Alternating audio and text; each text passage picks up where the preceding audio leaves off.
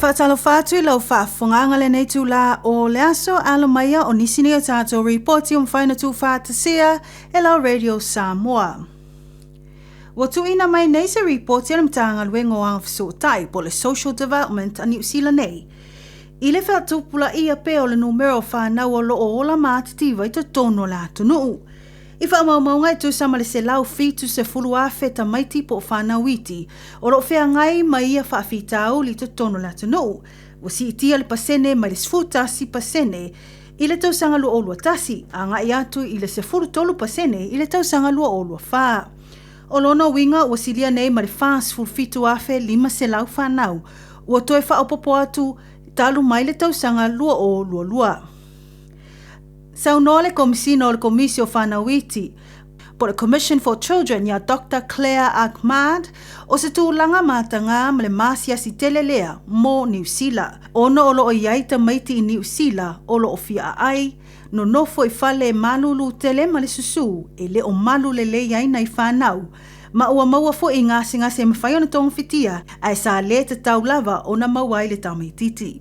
Whailo le komisina o le whetaiai o whanau ma nei whaafita uli o le awa aiai le a whioa o onga o le soifua malolo ina le lei o whanau, ai meise o awa noa e ono mawai ngā luenga i le lumanai.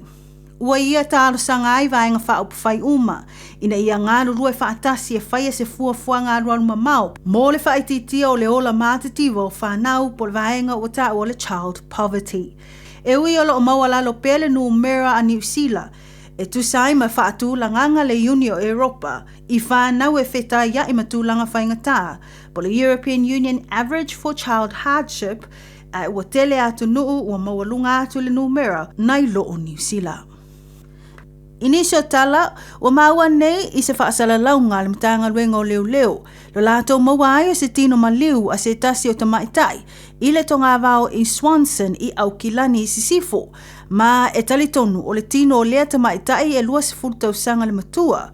e suafa i a Wolven Ding, sa lipo tia le leiloa mai e lona ainga. O lo whaawau pea suenga mai loilonga a le mtanga luenga o leo, e whaamaonia aloa ia le tino, ai o lo whaalia e te le lava le tantonu ngā le au nanga o le tamaitai lava lea na tausa ilia. Tā ua i whamtalanga ua maea o na longoina le ainga, ma o lo whaatino le ngaluenga leo o le tuina atu leo le tau au feso swani a ilatou, a o iai i nei teimi whaingatā. Ua whaafetai foi e leo, ta ngata lau tele ma ilatou umana feso swani i le sa ilinga. Whaalia o le atu ina atu le tino maliu, i le ofiso o le pule o maliu po le coroner mo nisi o suenga. Mai tala mulmuli, ua tuina mai nei se whaamtalanga le li o Dave le tele, e tu sai malona whaamawai ai mai le pule sili o le company o le New Zealand Muscle, i le na o le tasi o le vaiaso talu o na amata i lea tofinga.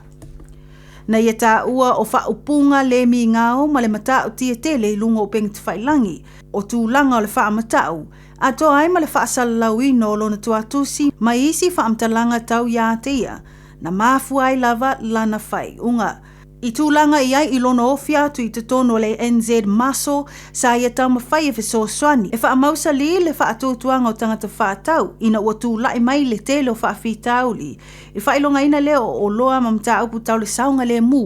o le o loa mō le tau mawhaina. I le teimi nei o lo whaawau pea suenga ma i loilonga a le New Zealand Food Safety i o loa ua toe au mai a le New Zealand Muscle. O nisi nao tātou tala fōu mwhaina tū whaatasia lau Radio Samoa mō le nei tū lao le aso, whaafetai whaafonga mai, tō whaasoifua.